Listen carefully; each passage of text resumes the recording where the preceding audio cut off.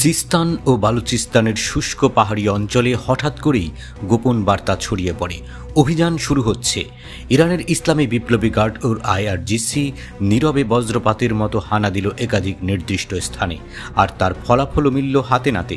মাত্র 2 সপ্তাহের ব্যবধানে ধরা পড়ল 50 জন মোসাদ এজেন্ট।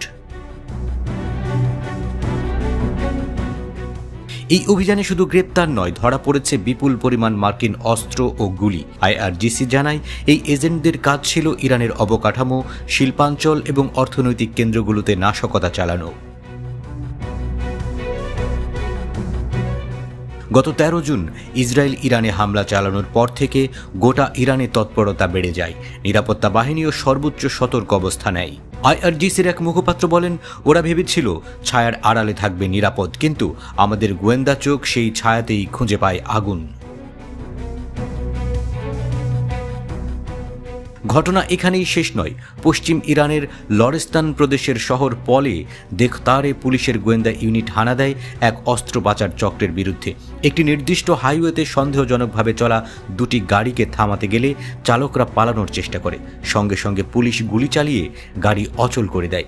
আটক করা হয় 3 জনকে, আর গাড়ির ভেতর যা পাওয়া গেল তা দেখে রীতিমতো স্তব্ধ হয়ে যায় গোটা বাহিনী। 22,000-এর বেশি কালাশনিকভ গুলির খোসা।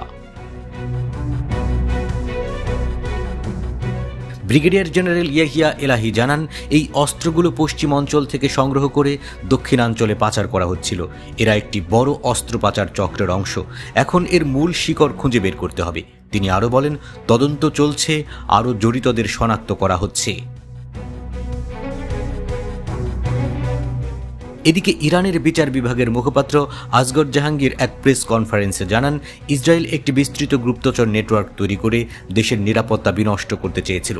তিনি বলেন, ওদের লক্ষ্য ছিল বিশৃঙ্খলা তৈরি করা, অভ্যন্তরীণ স্থিতিশীলতা ধ্বংস এবং জনগণের মধ্যে আতঙ্ক ছড়িয়ে দেওয়া। তবে আমাদের গোয়েন্দা ও বিচার বিভাগের সম্মিলিত প্রচেষ্টায় সেই সব ষড়যন্ত্র সময় থাকতেই ধ্বংস করে দেওয়া হয়েছে। তিনি আরও জানান, এখন থেকে দেশের প্রতিটি প্রদেশে গঠন করা হচ্ছে বিশেষ বিচার শাখা, যেখানে এই বিশ্বাসঘাতকদের বিচার দ্রুত ও দৃষ্টান্তমূলকভাবে করা হবে।